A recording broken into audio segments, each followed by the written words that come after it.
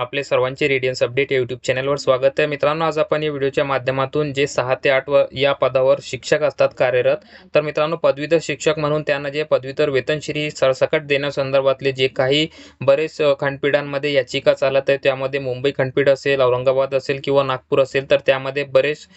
याचिका अजूनही पेंडिंग आहेत. तर यामध्ये आता नागपूर हायकोर्टाच्या वतीने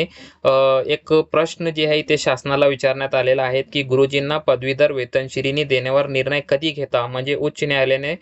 इथे मान्य जे काही याचिकाकर्ते असतील, शिक्षक असतील, तर त्यांच्या बाजूने हा प्रश्न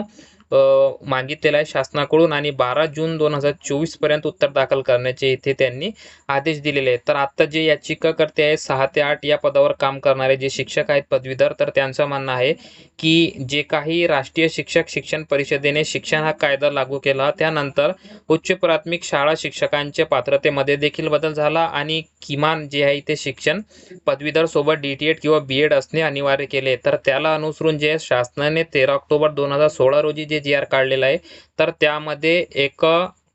1/3 इथे त्यांनी सांगितलेलं आहे की 1/3 म्हणजेच मित्रांनो 1/3 या रेशोमध्ये ही पदवीधर वेतनश्रेणी शासनाने देण्याचे इथे सदर शासन निर्णयामध्ये घेतलेला आहे. परंतु हा जो निर्णय त्यांचा म्हणणं आहे की हा भेदभाव करणारा निर्णय आहे, कारण एका शिक्षकाला तुम्ही 3 पैकी एका शिक्षकाला S14 जे पदवीधर वेतनश्रेणी आहे पदवीधर शिक्षकाची ते देता आणि बाकीचे 2 शिक्षकांना तुम्ही S10 इथे वेतनश्रेणी देता. तर हा भेदभाव करणारा निर्णय असून या GRला चॅलेंज इथे नागपूर खंडपीठामध्ये या 2021-22 पासून बरेच याचिकांमध्ये करण्यात आलेल्या सदर सर्व याचिका इथे क्लब करण्यात आलेल्या आहेत आणि त्यामध्येच मागच्या वेळी जी हिअरिंग झालेली आहे एका प्रकरणामध्ये, तर तिथे 12 जून 2024 पर्यंत ठोस उत्तर दाखल करण्याचा आदेश मान्य नागपूर खंडपीठाने इथे दिला. तर मित्रांनो, दैनिक लोकमत टाइम्समध्ये जी बातमी आलेली आहे त्यामागचं जे कोर्ट ऑर्डर आहे हा आपल्याला स्क्रीन समोर दिसत आहे. 763/2023 हा प्रकरण जो आहे 30/4/2024 रोजी मान्य नागपूर खंडपीठामध्ये सुनावणीला आला होता. यामध्ये बरेच जे शिक्षक आहेत त्यांनी महाराष्ट्र शासनाच्या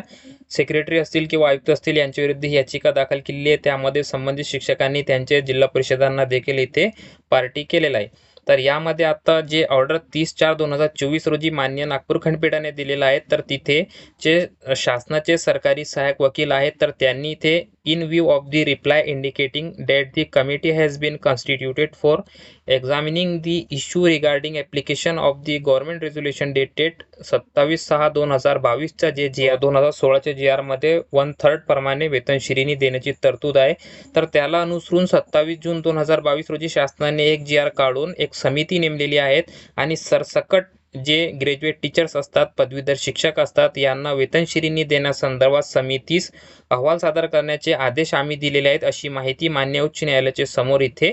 दिली होती 30/4/2024 रोजी. तर त्याला अनुसरून मान्य जज साहेबांनी इथे सांगितलेलं आहे की it is expected that this shall be done within a period of 6 weeks from today and the decision in that regard be placed before this court. तर मान्य उच्च न्यायालयाने हे डायरेक्शन्स दिलेले आहेत की आता ही जी प्रकरण चालत आहे तर त्यांची पुढील हिअरिंग 12 जून 2024 रोजी आम्ही ठेवणार आहोत. त्यापूर्वी आम्ही किंवा आम्हाला असं अपेक्षित आहे की तुम्ही जे काही संबंधित शासन निर्णय काढून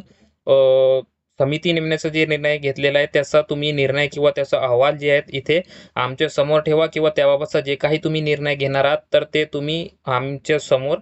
आजपासून म्हणजेच मित्रांनो 30/4/2024 या तारखेपासून तर 6 आठवड्यांचा मित्रांनो इथे वेळ मान्य हायकोर्टाने शासनाला इथे दिलेला आहे आणि सांगितलेलं आहे की 30 एप्रिल 2024 पासून तुमच्याकडे 6 आठवड्यांचा वेळ इथे आम्ही दिलेला आहे. जवळपास मित्रांनो इथे त्यांना 1.5 महिन्याचा वेळ दिला आहे. त्यामध्ये सांगण्यात आलेलं आहे की 12 जून 2024 रोजी हा जो प्रकरण आहे तो लिस्टेड करायचा आहे आणि त्यापूर्वी जे 6 आठवड्यांमध्ये शासनाला इथे जे काही निर्णय त्यांचा डिसिजन असणार आहे समितीचा अहवाल जे काही येणार आहे त्या संदर्भातला निर्णय कळवण्याचे आदेश मान्य हायकोर्टाने इथे दिलेले आहे. आता 12 जून 2024 रोजी संबंधित याचिकांची हिअरिंग होणार आहे. सदर